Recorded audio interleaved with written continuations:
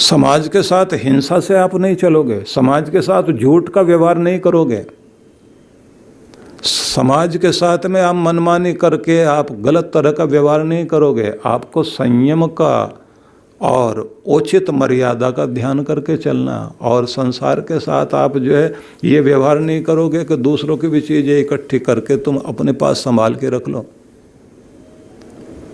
और चोरी का व्यवहार, छल कपट का नहीं अपनाओगे।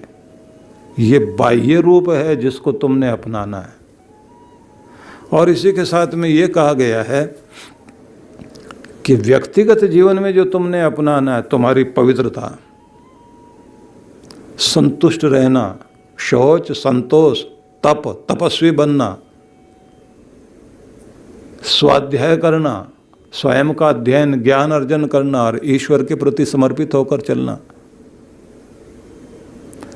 ये दो चीजें दोनों के दोनों अपनाओगे साथ में, यम भी और नियम भी। इससे क्या होगा? अंतःकरण की शुद्धि होगी। फिर बोले अब आसन भी साथ साथ जमाएं। और ये भी नहीं कि पहले ये वाली चीज़ें ठीक करें तभी आसन पर बैठें। नहीं नहीं, वो भी चालू रहना चाहिए, ये भी चलते रहना चाहिए।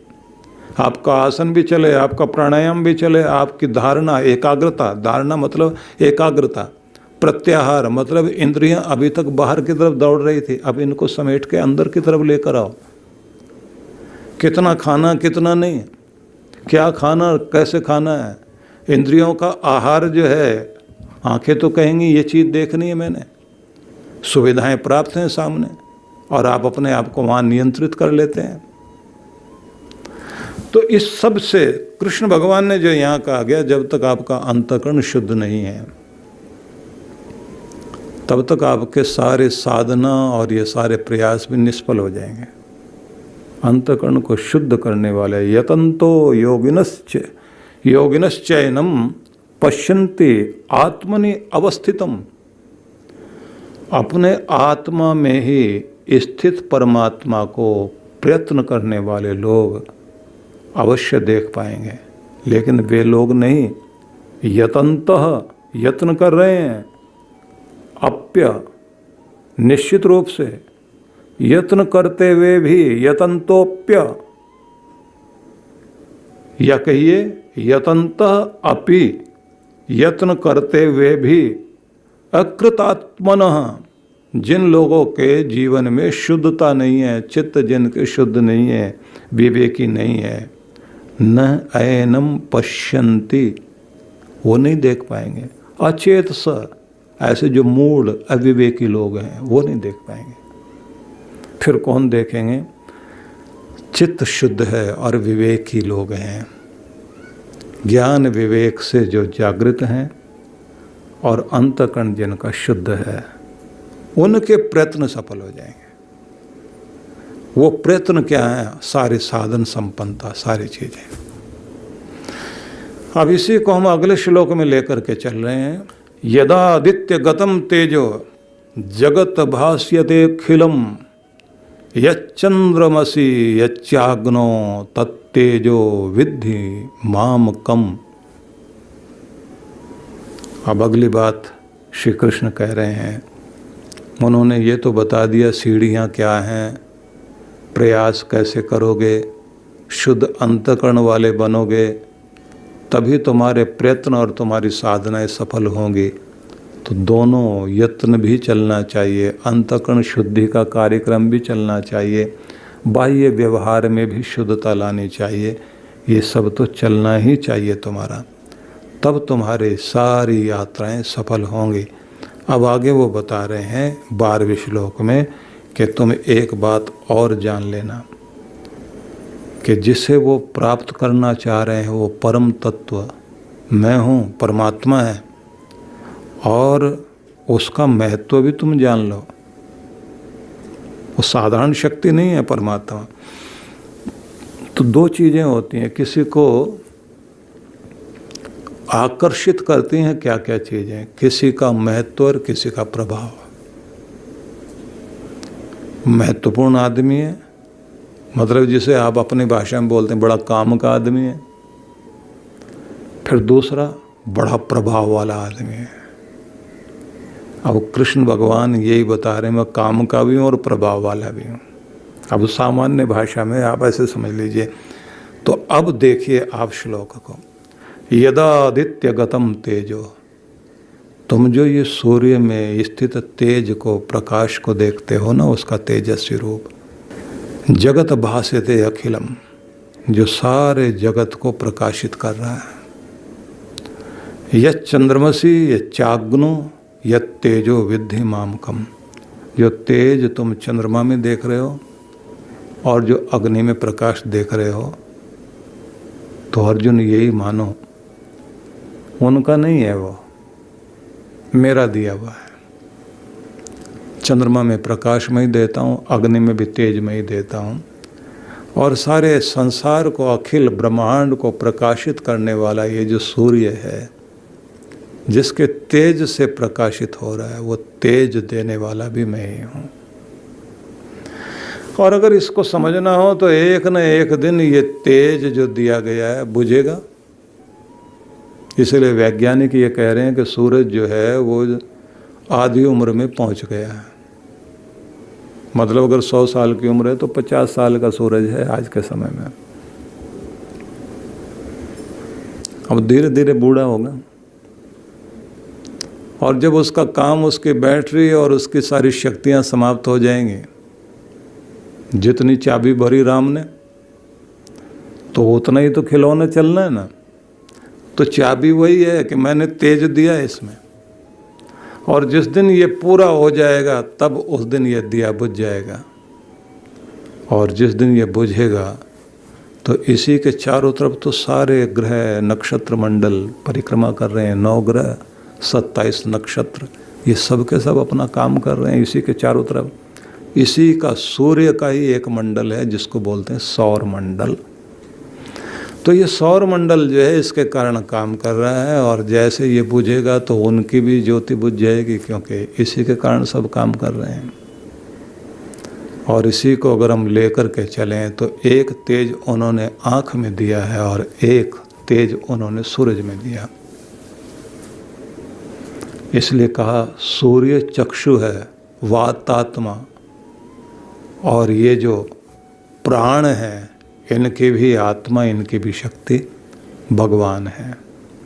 तो अगर आप देखें तो सूर्य जो है पूरे विश्व का चक्षु बना हुआ है, दिखाने वाला बना हुआ है, और उसकी भी चक्षु जो है भगवान है।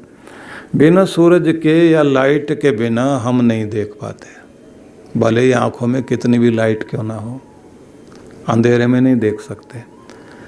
जब सूरज की रोशनी और हमारी आँखों की रोशनी दोनों मिलें तो हमें दिखाई देना शुरू होता है। हालांकि जो अंधेरा है वह भी अंधेरा पूरा नहीं है, उसमें थोड़ा थोड़ा प्रकाश है। थोड़ा थोड़ा प्रकाश है, इसके कारण जो है हमारे पास ऐसे साधन हैं कि हम अपनी आँखों में लगाकर रात में उस तरह से अपनी आँखों का प्रयोग कर सकते हैं। जैसे आप देखते हैं ना, जो रात्रि में विचरण करने वाले निशाचर होते हैं, ऐसे जीव जंतु होते हैं जिनको रात्रि में बड़ा साफ दिखाई देता है, उनको सूरज की रोशनी की जरूरत नहीं पड़ती। उनके आँखों की प्रक्रिया उस तरह की बनाई गई है।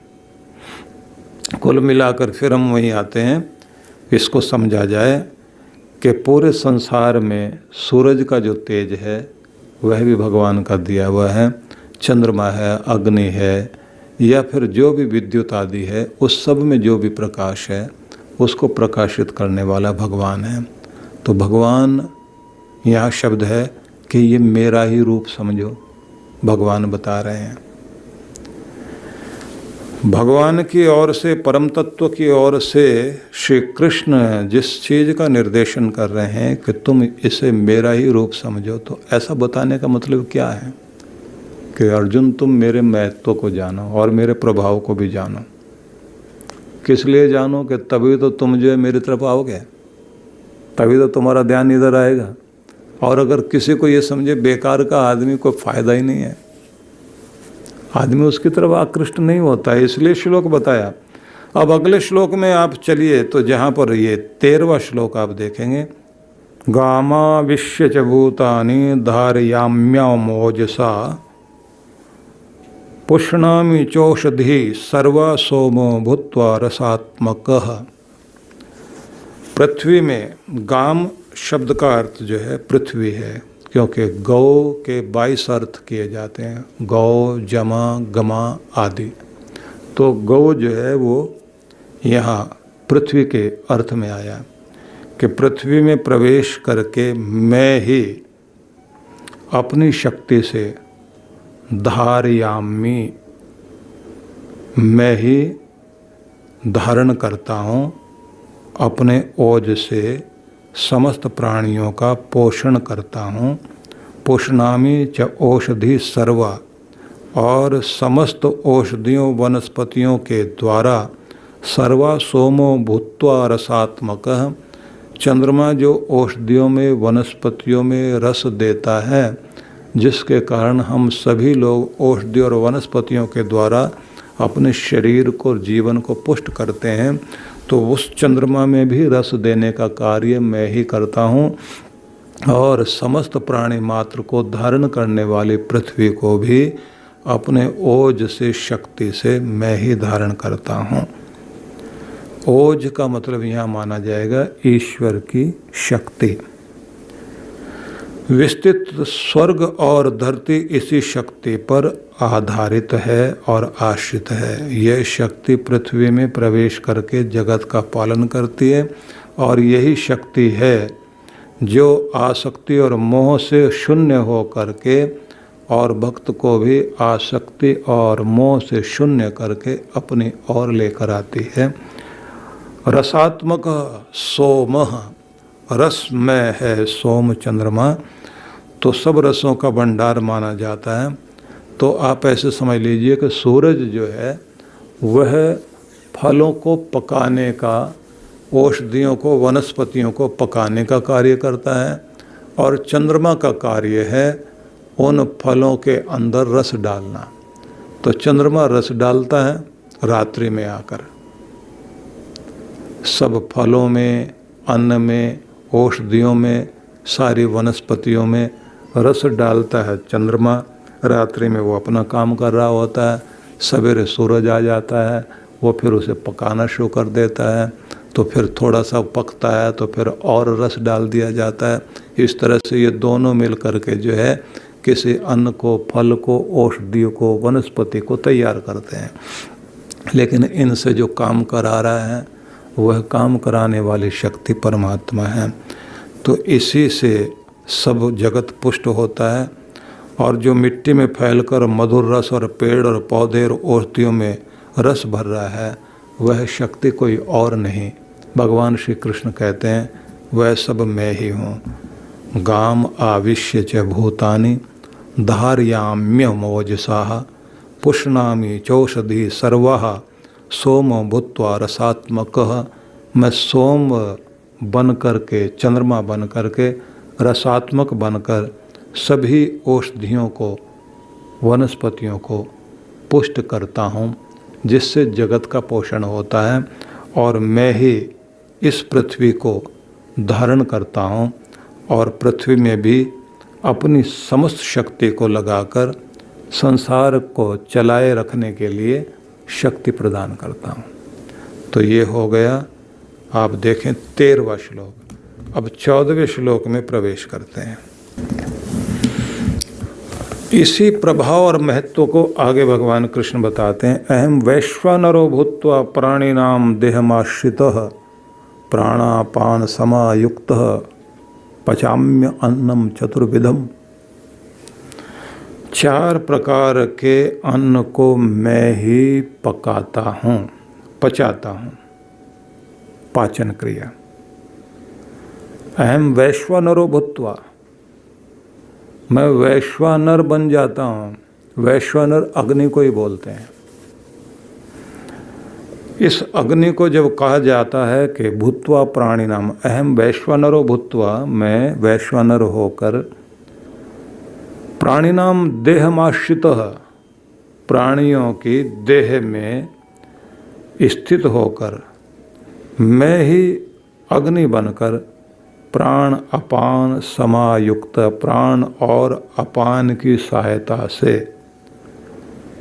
पचामि अन्नम चतुर्विधम, 4 प्रकार का अन्न जो व्यक्ति खाता है उस सबको पचाने का काम मैं ही करता हूँ। तो क्या बताना चाह रहे हैं? कहते हैं तुम खा तो लोगे, लेकिन जो खा लिया उसे शक्ति बनाकर तुम्हारा शरीर सुंदर बनाने का कार्य जो कर रहा है वो वैश्वानर जठरा अग्नि बन करके अंदर जो काम कर रही है शक्ति, वो मैं ही तो हूँ, मैं ही तो दे रहा हूँ। अग्नि बुझ जाएगी तो तुम डाल दीजिए अपने शरीर में भोजन, तो अगर तुम्हारा शरीर जो है उसके द्वारा पोषित हो, बल्कि काम खराब हो जाएगा। तो 4 प्रकार का अन्न क्या? तो यहाँ 4 प्रकार के अन्न का मतलब जो है वो कोई गेहूँ, चावल, उड़द और ये अलग अलग चीज़ें नहीं बताई। 4 तरह का जो तुम भोज्य पदार्थ खाते हो। अब 4 तरह के भोज्य पदार्थ क्या हैं? कुछ तो वो हैं जो आप चबा करके खाते हैं, रोटी वगैरह आप जब खाएंगे, चावल खाएंगे, कोई भी इस तरह की चीज़ें, चना खाएं आप, कोई और चीज़ खाएं जिसको चबाना पड़ता है, जिसको चर्वण क्रिया करनी पड़ती है। एक तरह का भोजन तो वो है। एक वो है जिसको आप निगलते हैं। अब निगलने में जो है, जैसे दूध है उसमें तो दांत लगाते नहीं आप, जूस है उसमें कोई दांत नहीं लगाते, वो तो आप निगलते ही जा रहे हैं। तीसरी तरह का भोजन वो होता है जो आप चाटते हैं। शहद आप जो है अपनी उंगली में लेकर, चम्मच में लेकर जैसे जीभ में रखेंगे तो वो चाटने वाला काम होता है। हालांकि देखा जाए तो भगवान ने जितने भी मांसाहारी जीव बनाए हैं वो ज़्यादातर आप देखेंगे तो वो चाटने का ही काम ज़्यादा करते हैं। उनको चाटने से ही पानी पीते हैं और चाटने में ही उनको स्वाद मिलता है। तो अलग व्याख्या न हो जाए इसलिए फिर आगे बढ़ते हैं। तो एक को कहते हैं जो चाटने लायक होते हैं पदार्थ, उसको बोलते हैं लेह्य, चोष्य। चोष्य वो जो चूसने वाले होते हैं। तो जो चोष्य होते हैं जैसे गन्ना है, संतरा है, जो भी नींबू वगैरह भी आप खाएंगे तो आप जो है चूसते हैं, गन्ने को भी चूसते हैं। और जो लेह्य पदार्थ है जो चाटने वाले हैं, उसी से एक शब्द बन गया चटनी, और उसी से एक और शब्द बनता है जिसे बोलते हैं चट कर गया। तो है तो खा गया, लेकिन ऐसा स्वाद लेकर के चट कर गया कि जो स्वाद लेके आदमी खाता है तो कटोरी में छोड़ता ही कुछ नहीं है। चटकारे लेकर खाया, ये भी उदाहरण चलता है जिसको मुहावरा बोल देंगे आप। तो उसका मतलब यही होता है, चटकारे लेना मतलब स्वाद लेना, जीभ जिसमें जो है आप लगा लगा करके खा रहे होते हैं। ऐसे बहुत धरती पर अलग अलग तरह के फल हैं। इंडोनेशिया में हम लोग गए तो वहाँ एक अलग तरह का फल देखने को मिला। इसी तरह से जो है जब हम लोगों ने एक और देश है फिलीपींस, वहाँ के अलग फल हैं, उन्हें आप खाएंगे तो आपको जो है अलग तरह का स्वाद मिलेगा। लेकिन भगवान ने सब तरह का स्वाद लेने के लिए इन 4 रूपों का वर्णन किया कि जितने भी तरह से तुम खा पी रहे होते हो वो 4 तरह का आप स्वाद लेने के 4 तरीके आप इस्तेमाल करते हो। तो सबको जो तुम्हारे शरीर में पहुंच गया उसको मैं ही पचाता हूँ, शक्ति बनाता हूँ, और तुम्हारी सुंदरता जो शरीर में आती है उसको देने का कार्य मैं ही करता हूँ। तो ये सब मैं ये भी करता हूँ, वो भी करता हूँ। इस सब को बताने का मतलब क्या? भाई मेरा महत्व समझो, मेरे प्रभाव को समझो, तभी तो तुम मेरी तरफ आकृष्ट हो गए। तो ये सब भगवान बता रहे हैं। अब अगला श्लोक जो है 15वां, 14 तक हम लोग पहुँचे हैं। गीता के 15वें अध्याय के 15वें श्लोक पर आज हम चिंतन करेंगे। भगवान श्री कृष्ण कहते हैं, सर्वस्य चाहम हृदय सन्निविष्टो मत्त स्मृतिर्ज्ञान महोपनम च वेदश्च सर्वैरहमेव वेद्यो वेदांत कृत वेद विदेव चाहम। अर्थ है कि अंतर्यामी रूप से सभी के हृदय में मैं ही स्थित हूँ। मुझसे ही स्मृति ज्ञान एवं उनका ह्रास है। वेदों के द्वारा ज्ञातव्य जानने योग्य तत्व भी मैं ही हूँ। मैं ही वेदांत का प्रणेता हूँ और वेदों का ज्ञाता भी मैं ही हूँ। तो यहाँ एक शब्द बड़ा महत्वपूर्ण है, सर्वस्य चाहम हृदय सन्निविष्टो। सभी के हृदय स्थान में मैं ही निवास करता हूँ। तो भगवान सबके अंदर हैं, बाहर हैं, सब जगह हैं, कण कण में हैं, यह तो एक बात हुई। लेकिन किन के हृदय में भगवान निवास करते हैं? शरीर के कण कण में तो निवास है ही, उनकी सत्ता है ही, लेकिन अनुभूति का स्थान कब बनता है व्यक्ति का हृदय, यह एक विचारणीय बिंदु है। पीछे एक श्लोक में ये समझाया गया था कि बहुत सारे साधनों के द्वारा, भजन पूजन के द्वारा भगवान का ध्यान करते हैं, लेकिन वो सफल नहीं हो पाते। उनकी सफलता का कारण क्या है और असफलता का कारण क्या है? तो सफल तब होते हैं जब उनका अंतःकरण शुद्ध होता है, पवित्र होता है, और असफल तब होते हैं जब वे साधन तो करते हैं लेकिन अपने अंतःकरण पर कोई भी असर नहीं आने देते।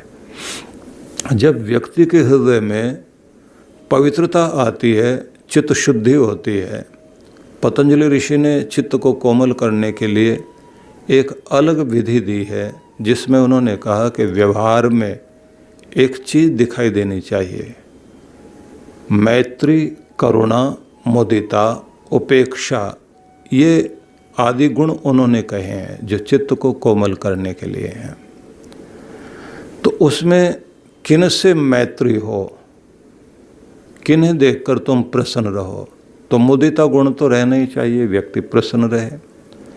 लेकिन अच्छों के साथ मैत्री और दुष्टों के साथ उपेक्षा भाव। तो मैत्री, करुणा, मुदिता, उपेक्षा, तो किसी के साथ मैत्री और किसी के साथ उपेक्षा।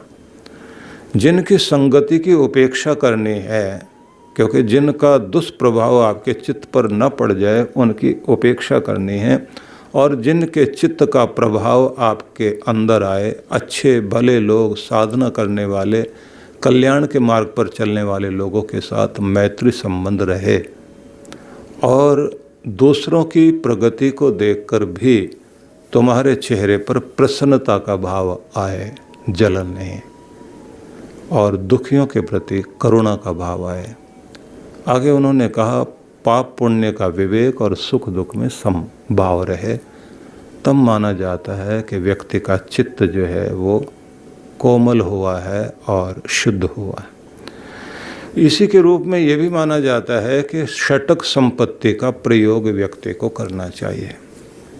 तो उसमें भी 6 चीज़ें बताई गई हैं, लेकिन विषय लंबा ना हो जाए। शम, दम, उपरति, तितिक्षा, श्रद्धा और समाधान, ये 6 चीज़ें मानी गई हैं।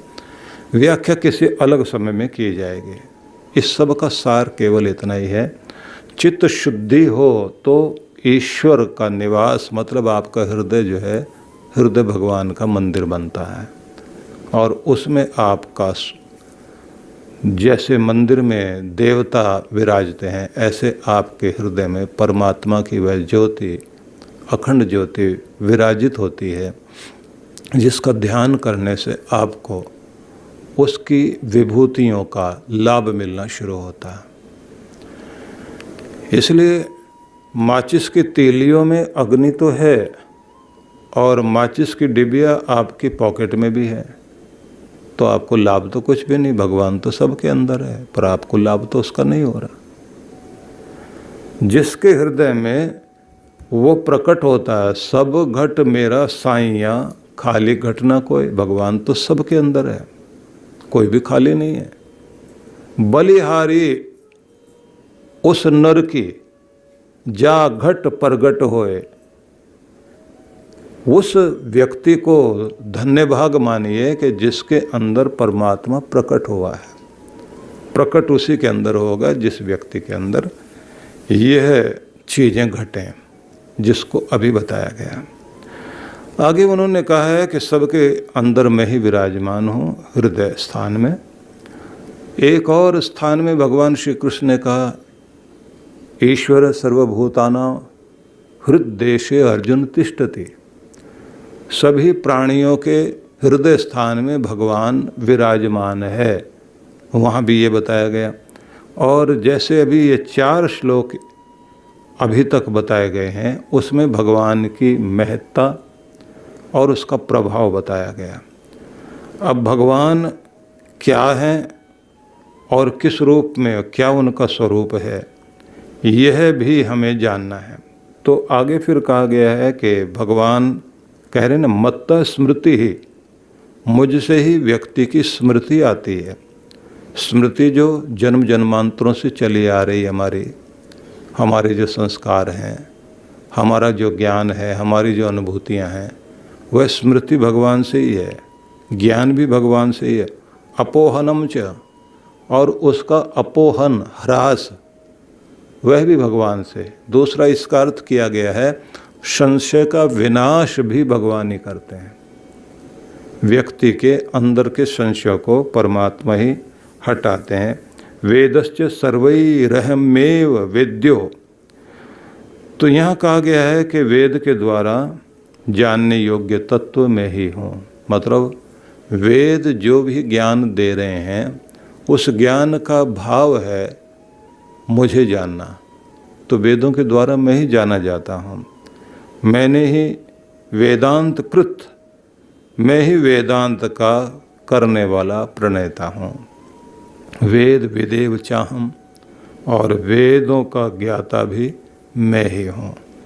मतलब ये ज्ञान जो संसार में वेद के माध्यम से आता है, उसको देने वाला मैं ही हूँ। यहाँ मैं ही हूँ से मतलब ये है कि भगवान परम चेतन के ओर से बता रहे हैं कि जो सारे संसार का निर्माता, कर्ता, धर्ता, संघर्ता है, वही इस ज्ञान को देता है।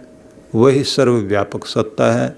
उसके नाम अनेक हो सकते हैं, लेकिन वो एक ही है। यह बात हमें ज़रूर जान लेनी चाहिए। तो इसलिए सार में हम लोग जल्दी से आगे बढ़ते हैं कि वेद शास्त्र या वेदांत, उसको करने वाले भी भगवान और वेद के ज्ञान को देने वाले भी भगवान। तो ईश्वर सब जगह है, सभी वस्तुओं में है, सभी प्राणियों में है, और सभी क्षमताओं में वही व्यक्त हो रहा है। यह एक बात हमें समझ में आई। और भगवान चैतन्य रूप से सभी प्राणियों के हृदय में निवास करता है, ये दूसरी बात हो गई। प्रेम, करुणा, क्षमा, उदारता जैसे गुणों से भरे हृदय को ही भगवान स्वीकार करता है। ये एक महत्वपूर्ण बिंदु मैंने अभी आपको समझाया। जड़ वस्तु और मृत देह को किसी भी प्रकार का कोई स्मरण नहीं रहता, तो स्मृति आदि जितनी भी है वह भगवान ही देते हैं। जब शरीर के अंदर मन, बुद्धि आदि से सूक्ष्म शरीर में चैतन्य व्यक्त होता है, तभी जीवात्मा के कारण व्यक्ति को ज्ञान प्राप्त करने में सामर्थ्य आता है। अन्यथा आत्मा शरीर में न हो तो उसे कोई ज्ञान की अनुभूति नहीं होती। किसी भी जड़ पदार्थ में न कोई स्मृति होती, न उसमें ज्ञान होता।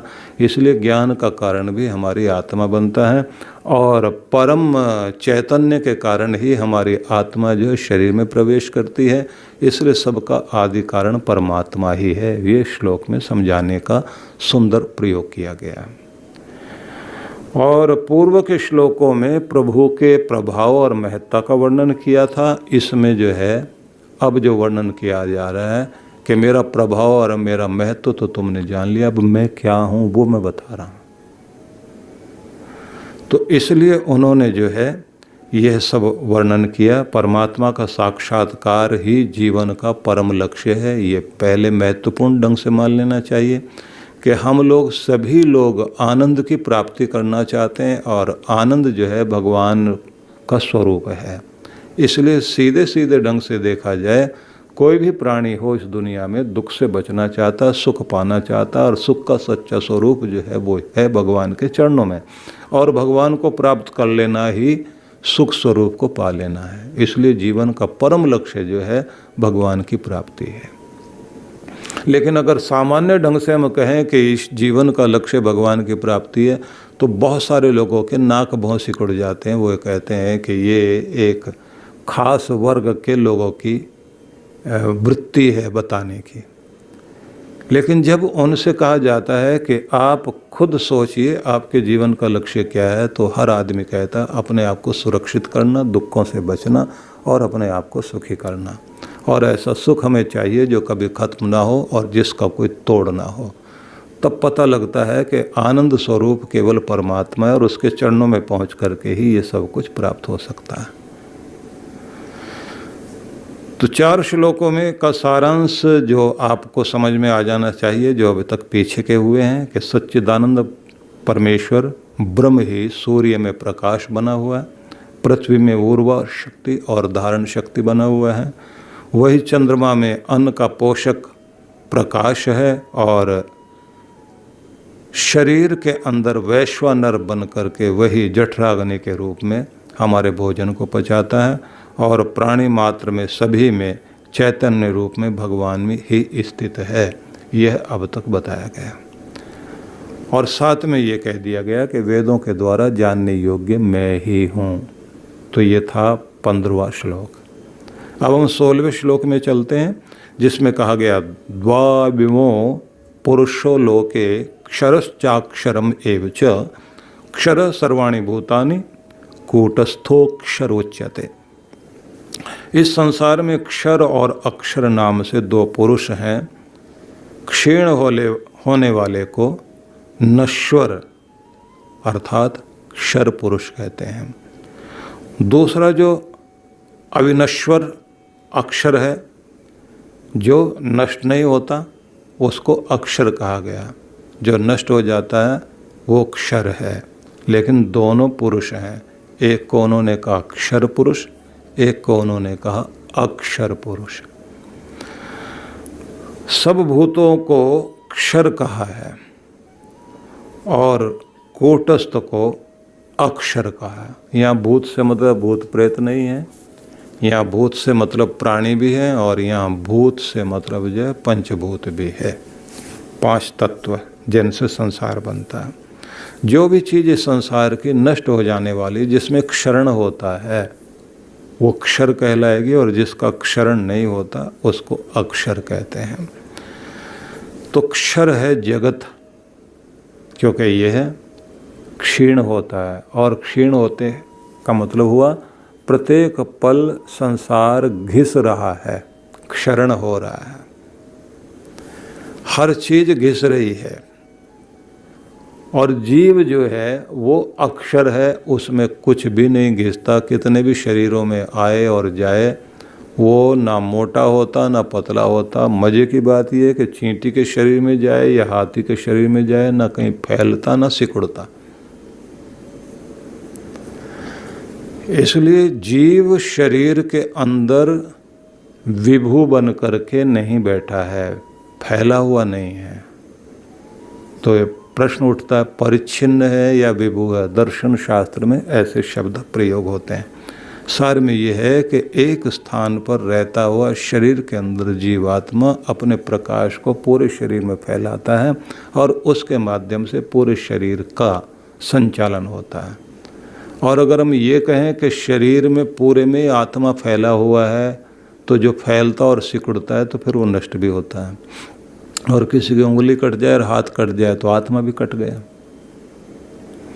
तो ये विषय अपने आप में अलग हो सकता है। तो सार में हम लोग फिर आगे बढ़ते हैं। क्षर है जगत और अक्षर है जीव। 7वें अध्याय में प्रकृति को क्षर कहा गया था और अपरा प्रकृति को अक्षर नाम से माना था। ये समझने वाला तत्व है जिसकी लंबी चौड़ी व्याख्या होनी चाहिए। क्षेत्र को जानने वाले को क्षेत्रज्ञ और आत्मा को अक्षर पुरुष कहा गया था। निर्माण करता परंतु स्वयं अविकारी जो रहता है उसको कूटस्थ कहा गया। तो सार में अब श्लोक का भाव समझिए। सार में ये कहा गया है, दो इमौ पुरुषो लोके, दो इस संसार में पुरुष हैं। कौन कौन? यहाँ पुरुष का मतलब स्त्री पुरुष नहीं है।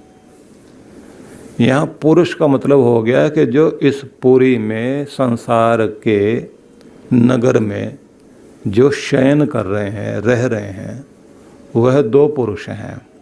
एक वो है जो नष्ट होने वाला है, मिट जाता है, वह जगत को ही मान लीजिए आप, जगत की वस्तुओं को मान लीजिए, उसको हम क्षर कहेंगे।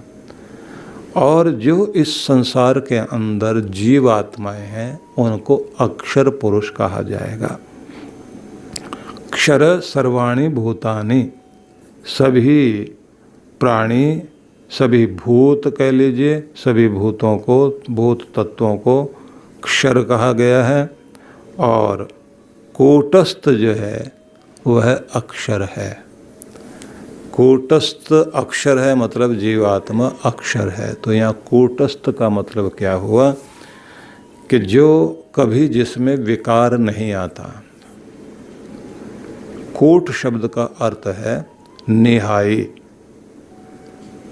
निहाई जिस पे सुनार या लोहार जिस लोहे पर अपने औजार या अपने आभूषण बनाते हैं, तो वो जो पत्थर का टुकड़ा या लोहे का टुकड़ा जिस पर चोट मारी जाती है वो अपनी जगह पर हिलता नहीं। तो आत्मा अनेक शरीर धारण करके आता है, सुख दुख भोगता है, लेकिन आत्मा अविकारी है, उस पर कभी भी कोई फर्क नहीं पड़ा। ऐसा नहीं कि खरोंचे आ गई हो, इतना पुराना आत्मा है तो बूढ़ा हो गया होगा, जवान हो गया होगा। तो कहते हैं शरीर धारण किया तो आप बच्चे भी बनोगे, कुमार भी होगे, युवा भी होगे, वृद्धावस्था को भी प्राप्त होगे। और जैसा तुम्हारा शरीर होगा उसी तरह से आत्मा अपने ज्ञान को रिएक्ट करता है। बच्चे में बच्चा बन जाता, कभी कभी आप भी करते हैं, बड़े होकर भी बच्चों के साथ आप बच्चों की तरह चलते हैं, बात करते हैं, तब वो आत्मा जो है उसी तरह बन करके आनंद लेता है। युवा होकर के युवा जैसी बात करता, बूढ़ा होकर बूढ़ों जैसी बात करता, बीमार होकर बीमारों जैसी बात करता है। तो आत्मा ना बीमार होता, ना बच्चा होता, ना जवान होता, वो तो एक जैसे ही रहता। लेकिन जैसे शरीर और जैसी अवस्था को प्राप्त करता है वैसी स्थिति घटती है। कृष्ण भगवान ने थोड़ा और आगे बढ़ के कहा कि जैसे प्रकृति के गुण शरीर में काम करते हैं वैसे हमारे हाव भाव प्रकट होने लगते हैं। तो ये उनका एक अलग तरह का संदेश है। कृष्ण भगवान ने कुछ खास बिंदुओं को बहुत अच्छे से उभारा।